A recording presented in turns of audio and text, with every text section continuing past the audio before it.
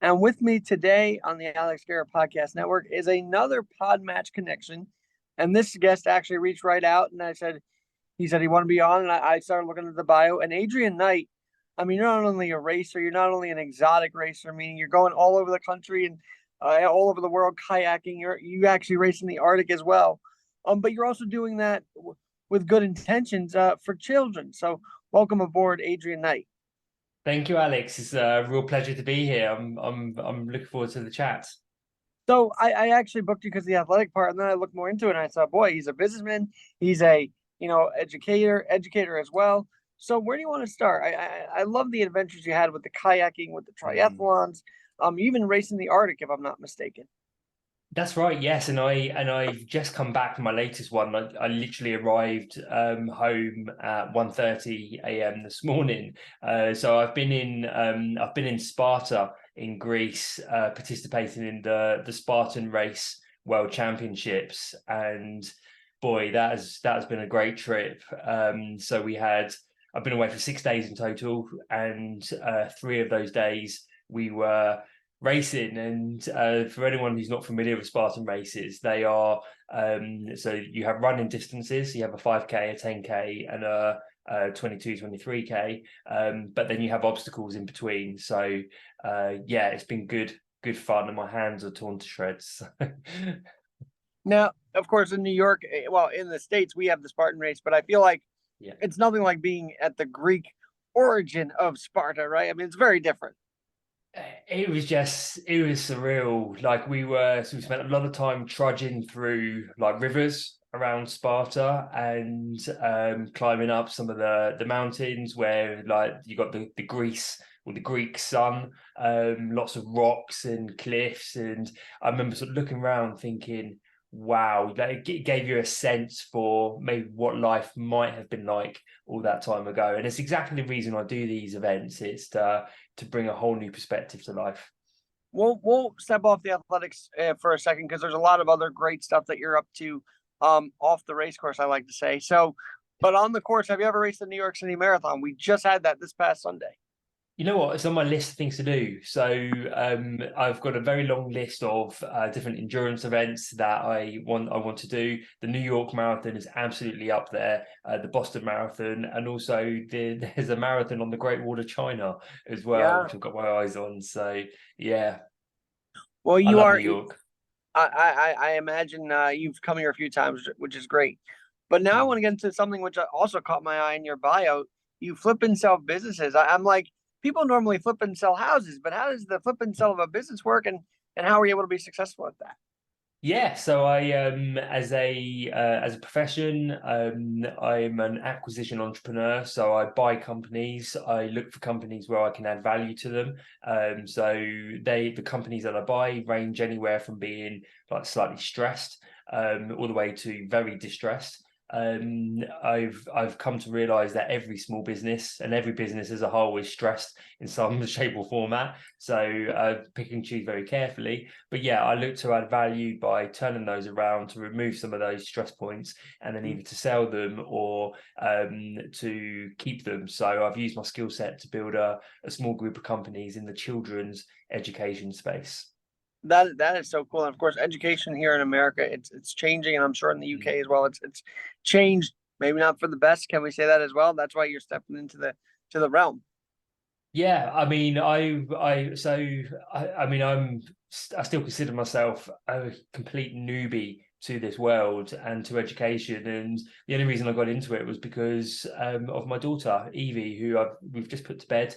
She's 4 years old. But yeah, when I sort of went to a few of the classes when Evie was a baby and started to look around, I was like, this doesn't quite feel as though it's in the best interest of the kids, even though that's what it's being advertised as. And so one not being one for sort of shy to get stuck into stuff, I decided I wanted to play a role in this sector, and falling back to my skill set of buying businesses, I bought a very small company in the children's education space, and then in a very short period, like just over 24 months, we went from a standing start to a multi-million revenue, and Wow. yeah, about 20 employees. And so it's been quite a journey.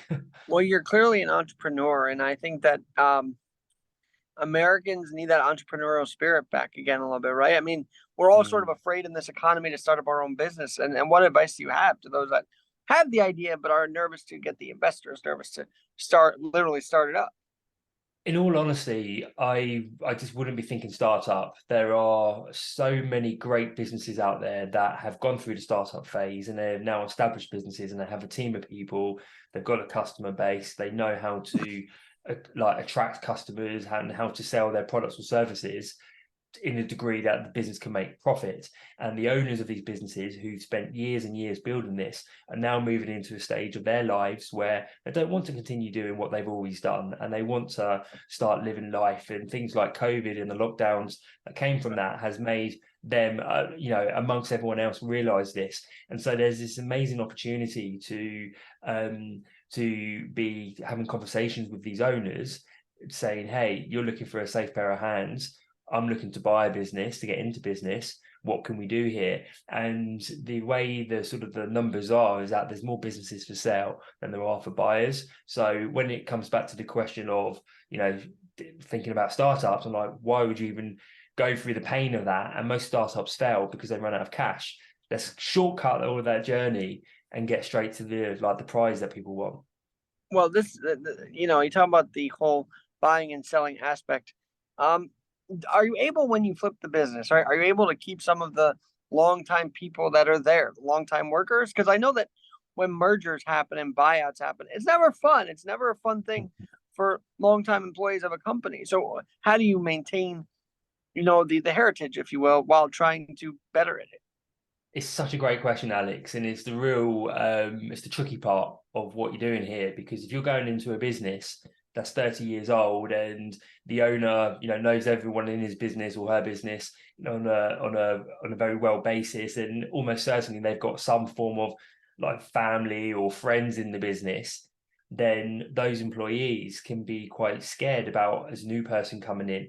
And so there's sort of two sides of it. Is how do you, as the person going in, retain these employees? But then on the other side, it's like, well, how are these employees going to work with this new person who probably wants to do things in a different way and make some changes?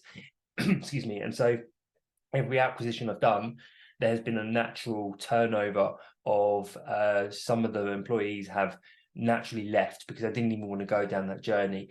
And I fully understand and respect that. One of the things I do is when I go in, I'm very clear about the vision for the business, even if I intend to sell it. Like I'm going in to fix it and then to hand it over to people who do a better job than I will do in terms of like running it long term. So I'm painting that vision, and then I spend time sitting down with people all within the first 2 weeks, really understanding like, who are they? What do they do in the business? What do they want, etc. Then I start to go into more detail about the vision, saying this is how we're going to do this and so forth. But then I'm very open with them, saying, look, is this a journey for you? And if it's not, that's absolutely fine. But it's best we have this conversation right at the beginning, because if you're in this, then I really want you to be in this. And I know we just met each other, but my intentions are pure here, there, and like we're going to make this work. So. All right. So you flipped and sold how many businesses now? I'm kind of curious. Yeah, so I've had 4 exits. I've had 2 this year. I had a decent one last year, and the one before. My very first acquisition I bought for £1. Every acquisition I've done, by the way, I've not invested any of my own money. Okay. I didn't have any of my own money to buy a Okay. business to begin with.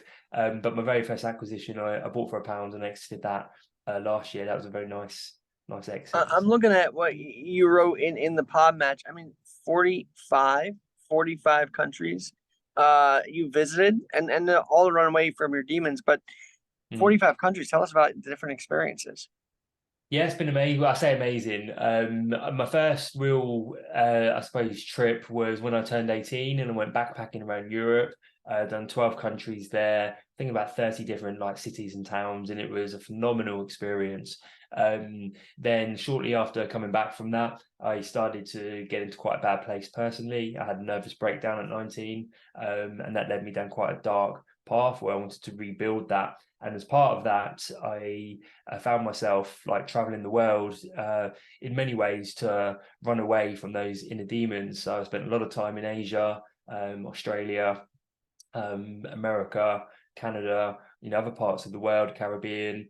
But I was still coming up against the same problems, which was me. So it was only when I stopped to really confront that. So I had a very different experience when traveling then compared to when I was in Europe.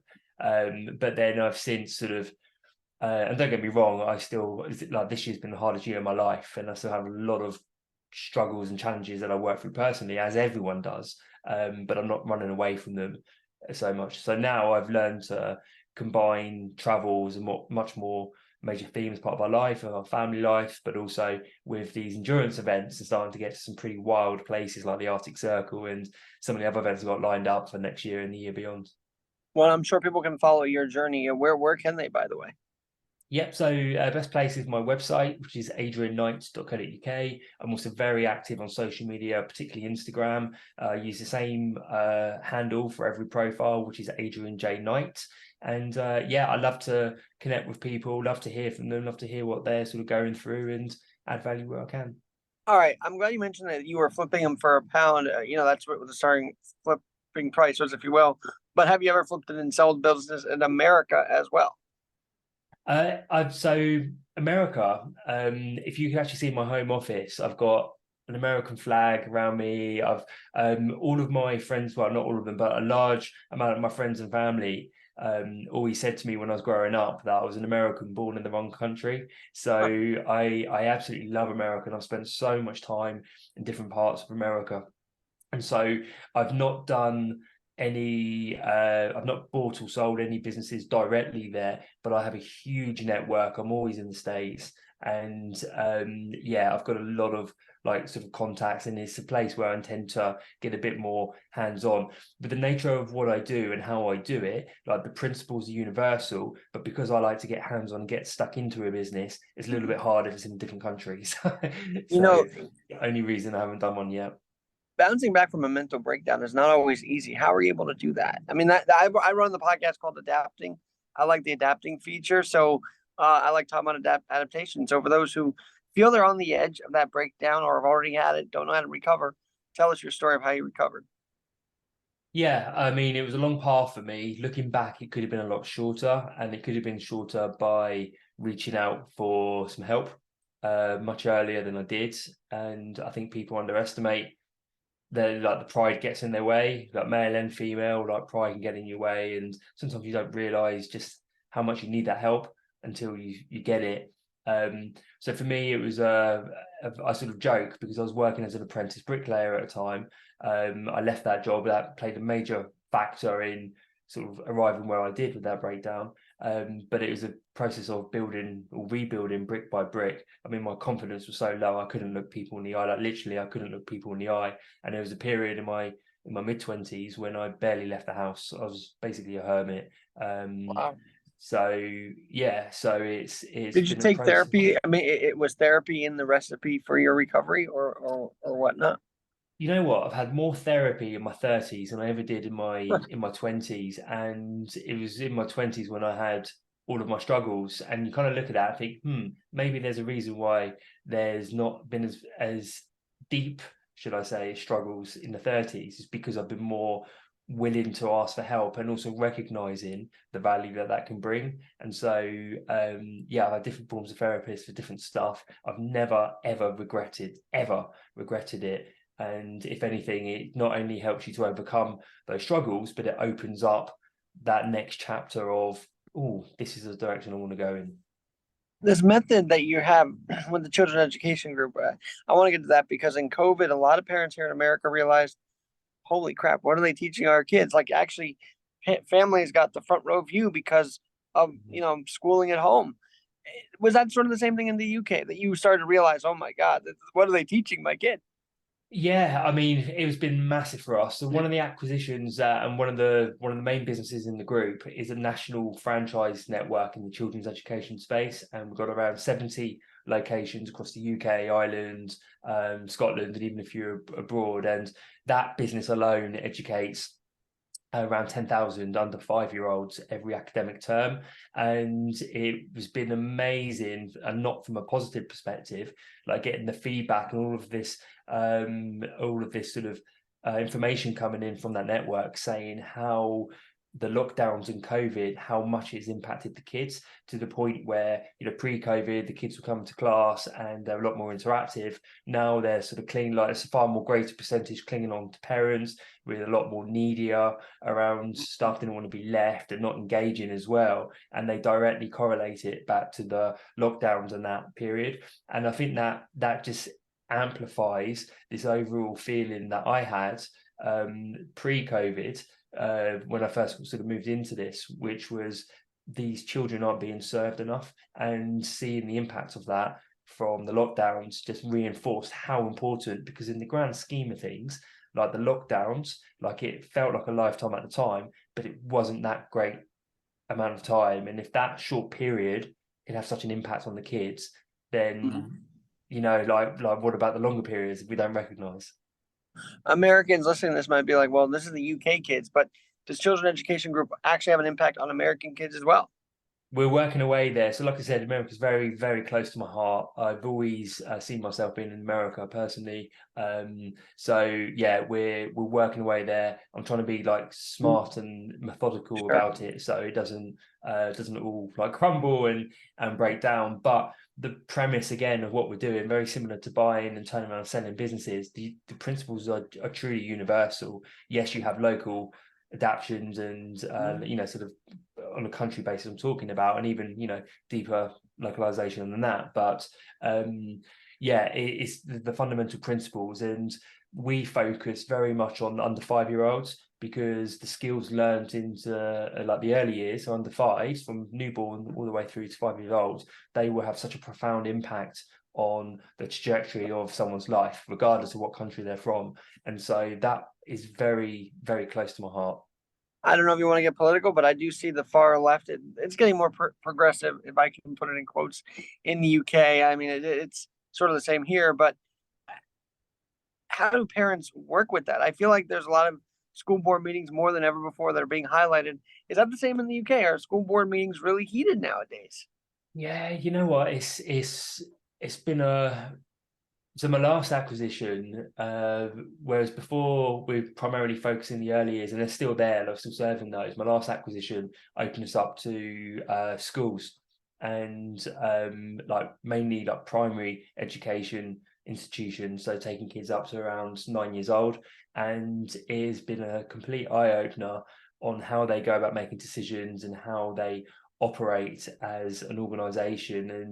And a lot of the decisions are being driven by a board of governors who are volunteer sort of parents, and other people like who are not directly employed by the school. And yeah, it's just opened up like another Pandora's box of, wait a minute, this doesn't feel right. And there's a lot of change that isn't happening, and a lot of Stone Age ways of thinking. But fundamentally, the kids the impact here. And I'm not saying their intentions aren't in the right place, because I believe they are, particularly like from what I know, the UK market, people go into children's education do so because of the kids. But I think the businessman in me comes out and sort of says, wait a minute, this is not efficient, and this is not working. I don't want to get too gruesome here, but it's true that if you change lives now between 0 and 5, you won't have kids storming in the court at Wimbledon vying for some kind of oil, divesting from climate. But that's what's happened. The education system, I believe, has led to these people storming the fields of everywhere. Now Wimbledon, it was very shocking to see that over there, because Wimbledon's always been the most proper of all the tennis tournaments, has it not? Well, I mean, I've been to Wimbledon a few years ago, and it's quintessential English in sort of the very, like, being there. It's like it's about the tennis, and there's no real strawberries and creams, and people enjoying it and out in the sun if the weather's good on the rare occasion. And yeah, so to see that there is this almost like political and all of this oozing into something which you just wouldn't associate it certainly made me think, like, what is happening like in there you world? go, like, exactly. All right, I got to ask you about the flipping part. I know we're jumping all over, but this your story is very um, fascinating to me, because here you are, you're flipping and selling businesses. You're also making a difference. So can we say you're not in it for the money entirely then? If you're trying to make a difference, you're not in it for the money, right? Yeah, no, 100%. I mean, I learned a long time ago that to make a difference, you have to make money. Like, and I've failed so many times, particularly in my 20s, with this, where I wanted to have more of a business that had a social purpose behind it, but it wasn't making any money. And very quickly, the doors have to shut. And so I have this deep appreciation that's come from a lot of painful experiences, that the you have to have the sound operating business underneath it, to support those and to further those social missions. So it's not all about the money with me. Like, there's definitely a component of that which of course is motivating, but I'm very clear on what's driving me and what my definition of success is, and what I'm trying to do with my life. And money doesn't come into it at all. Like, it's just, yeah. Well, when you go into a company, I feel like they have to have a trust in you to actually sell the business to you, right? So Yeah. how do you grow that trust? And did you start with maybe a few of your friends that ran a company and maybe they wanted to sell it off and you were right there type of thing? Yeah, they're two brilliant questions to ask around this, because this is sort of the key to buying small businesses. So, um, how like the trust, like, did I know them, or where did that come from? Is for the first, if someone's looking to buy a business, the first business that they buy almost certainly will be in their phone book. So someone within their network, or one person away. And the reason why that tends to be the case is because of the trust factor. A business owner will not, like anything, like, they won't buy from you or sell, if they don't particularly buy, like, if they don't trust you and if they don't like you. And it's the same here. Like, you've got to understand and appreciate you're dealing with someone's life work. Very often they've spent 20, 25, 30 years building this, and everything that goes into building a business. I mean, it's brutal, blood, sweat and tears and everything in between. And so they're not just going to hand it over to someone they dislike, who's trying to, clearly, like, manipulate them. So there's a high level of trust that needs to be built, and it needs to be built in a relatively short time frame. Like, you're talking, sort of months, ideally, from like start to finish, and that's sort of quick. So the way I approach acquisitions is, like, I'm not going in as some financial whiz kid, which is a lot of people think, sort of like manipulating or mastering the numbers. I'm actually just going in and having a human conversation with them. I want to understand why they're looking to sell, why now, like, why not 2 years ago, why not in 2 years' time, what's happened, like, you tell me more about the business, about the people, and everything that comes with that. And I focus on that almost exclusively. And I have a little glance at the numbers and some of the other aspects to get a sense for where the business is at, of course, because I don't want to be wasting my time. But really, I want to get to know the seller, and or sellers, if it's more than one person. And on that basis, because you're asking them questions and they open up, they really open up. So you tend to build a lot of trust and rapport very quickly if you do it right. And then it's a case of constantly maintaining and building that. So I still speak to the people who I've bought business of, years ago, and go for curries and, sort of drink coffees and meals and stuff like That's that, cool that you because stay in touch with these guys. That's great. And maybe they help you with other possible acquisitions as well, I'm sure. But yeah, the 30 years, I mean, what we're seeing on both sides of the pond, if you will, is the lack of rolling up their sleeves. You and I do it. We roll up our sleeves, get our hands dirty, go and do the work, but the generations before us are not really doing that anymore. And so if Mhm. there are youngsters that still want to pursue this type of thing where they can roll up their sleeves and actually be active, is this a good thing to get kids sort of off their phones and into like the financial and business and life mindset?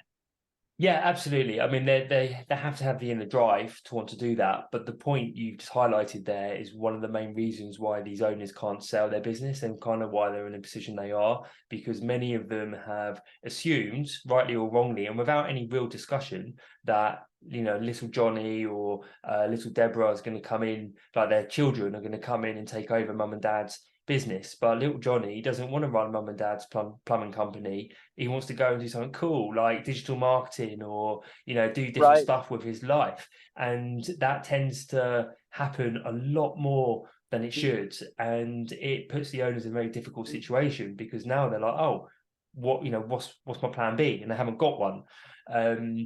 So I'm not saying those people like little Johnny or little Deborah can't go into the business, but business ownership is hard, entrepreneurship is hard, and it does take a genuine inner drive there to want to do it. Like, just even if you've been handed a business by your parents, now come and do it. Like, if you don't want to do it, then it's not going to work.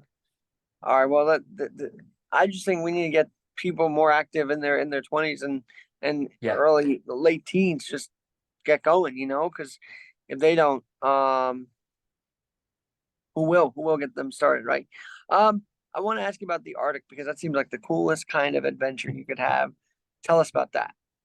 That's brilliant trip. So we done a 3-day expedition up in the Arctic Circle. So 3 days actually out there. I flew to the most northern town in Norway, and then Tromsø, and then got a bus with a small group of people, bus over into Finland, and we basically sort of got going from there. We camped out in the Arctic Circle, so -17 degrees.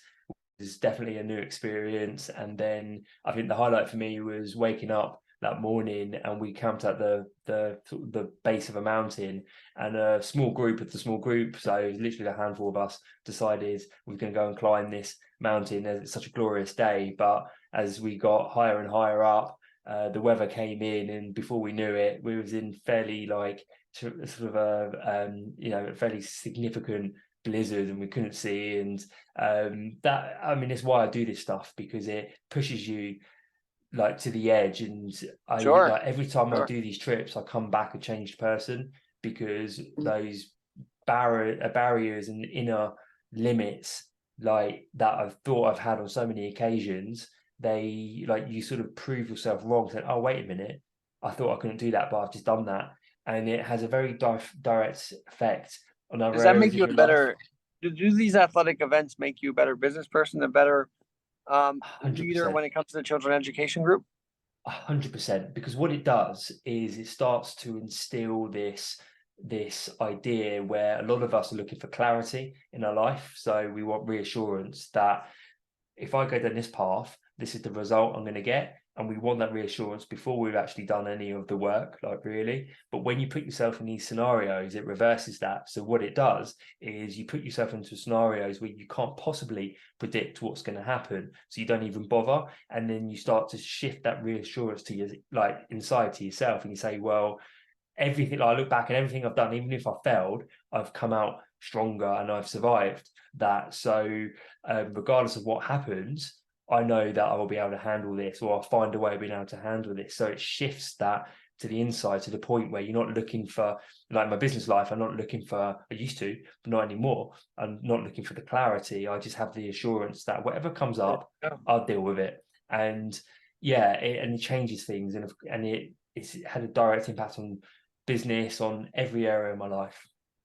Now, what I'm reading here is that you actually allowed yourself to step away from the children's education group and have others run it. Is that still the case? And for those leaders that are listening right now, how important is stepping aside to take care of your own wellness, your own being, your own self, to be a better leader for all of them? What's that like? What's that importance to you to be able to leave your baby in their hands? Yeah, I do it because it is my baby, and I recognize that if I'm involved in the day-to-day, just knowing myself, then the chances for the business are much better if I'm not, because I'm far more entrepreneurial. Entrepreneurs tend to make, not all the time, but largely not very good business managers or managers as a whole. And I recognize that, and it was part of why I had so many failures before sort of getting into the acquisition side of things. But it's a key thing, and the people who I've got running the business is people who I trust, and people who are capable and competent, and have proven that they can do this. But it's been a very interesting journey arriving to this place, because just a few years ago, I was in a terrible place, and I was waking up very early in the morning, sort of 2:30, 3 a.m., having severe anxiety and panic attacks, like severe, to the point where I was laying there for an hour and a half, 2 hours in a state of sheer and utter dread, trying to trying to get out of it, and then eventually talking myself around, saying, actually, like, the world's not going to cave in. And so that accelerated. I've always been into personal development and that, but that accelerated it to a new level. I started to take it very seriously, started to create time and space in my day where I would just focus on me. So like exercising and reading and meditating. And all of a sudden I started to notice that everything around me was taking off, like in a positive way. And I was Okay. like, there's a direct link here. And so I started creating more time in my day to be able to focus on that development, and things took off even more. And so When you I'm have now, that realization, it changes you to just take that minute to be taking care of yourself. It is eye-opening. I felt that as well over the years, because we're always on the run, literally, both in races and off the course, right? Um, two last things here. Hmm. Who, for those who know you, but maybe just know the business side of you or the children's education group of you, who is Adrian Knight? And secondly, what are things that what's one thing that people may not know about you that you're willing to share? Who's Adrian Knight? I think I've never been asked that question before. It's a deep one. Uh, who's Adrian Knight? I think fundamentally it's like, I'm someone who is just innately curious about life and about people and about what we're actually capable of, to the point where I don't want to live a conventional life of conventional life. And I'm not saying there's anything wrong with that, but I want to go and discover and explore, these different capacities internally and that other people have as well. So I don't know how I would label that, but that's who I am. And I'm very excited to see how that pans out over the course of my life. I've just turned 38, and I very much hope that 50 years time I'll still be like having these conversations and that. So There you we'll go. see. What does no one know about me that I want to share? Well, I mean, I've started opening up a lot about a lot of this stuff, about the inner demons and the some of the challenges I've had and still have. Like, this year has been the hardest year of my life, and there's been so many, tough and challenging things that have come along that I've had to deal with. But you just deal with it. But going back to those inner demons, like alcohol, so I've been alcohol free for 5.5 years now. But I knew. Congratulations. Thank you. Yeah, it's been one of, if not the best decision I've ever made in my life, truly. And I got to that point because I was putting myself into situations through drink where, I hate to say it, but on a handful of occasions, I knew that if I didn't stop, then I would either end up killing myself, or worse, I'd kill someone else. So I was, like, drink driving a lot, drink and drug driving at the same time. Loads of stories I'd be very happy to go into if we have more time and to share. And I do, because I want people to understand, if they're in that place, that recognizing this is half of it, having the Well, awareness. give us at least one story, because it sounds like it's on your mind. So just tell us. I'm curious now. Yeah, I mean, I mean, there's so many there. I mean, I remember one time when I was at a friend's party in London, and we just had a very big night out, and they got off to an after party, and I didn't want to go, and I was staying at his house, and I didn't want to get a hotel. I just wanted to go back to my own bed, and so decided it'd be a great idea to jump in the car and to drive back through like central London, and coming across like police cars and nearly getting pulled over, and there were just so many twists and turns to it. But for me personally, it was more so the next morning when I woke up in my own bed, safe and sound. But then having to explain to my friend who was the birthday boy why I wasn't in London and how I got home, and just the sheer like shame and embarrassment that came from that. And there's been a number of occasions on business trips where it's like alcohol is almost expected as Sure. part of the trip. Like a lot of the, I mean, I haven't touched it for years, and people know that now, and I don't even like try to force it upon you. But times where like you just couldn't say no and end up in very, very sort of compromising situations. So. Wow. No, and I know, I mean, I'll just be honest. I know that the UK and Ireland have a lot of pubs and everything around there. So that's kind of, there's still, I mean, is there still a temptation or has that gone away now? Completely gone. So like generally, and if anything, I'm like when I ever see people drinking, my initial reaction is I'm so proud of myself for not doing it. And if you think about that, like most of our self-talk is, oh, you shouldn't be doing this, or you haven't done that, is negative. How often do we say to ourselves, like instinctively and almost like as a reaction, I'm so proud of myself for not doing that, and that's how I feel about it. And when I go to parties, like I've done 3 stag do's sober, so like British stag do's, so when someone's getting married, I think they're like bachelor parties in the US, and they can be quite heavy multi-day events, and I've done 3 of them, all multi-day, completely sober, and had some of the best experiences of my life. And is more of a challenge for some of the other people on those parties, like, wait a minute, you're not drinking, and It's they also kind struggle of with fun to it be on more. the inside, on the outside looking in when it comes to those kind of situations. I get you there. Honestly, the like even doesn't have to be something as where people are going out intentionally to get as drunk as they possibly can.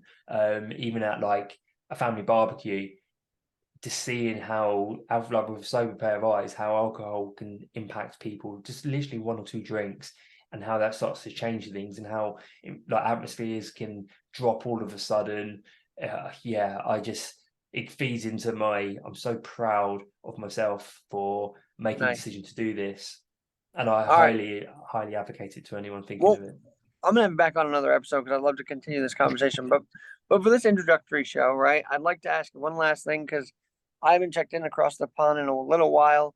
Is Mm. the UK very different without the Queen at the helm? How have things been with King Charles?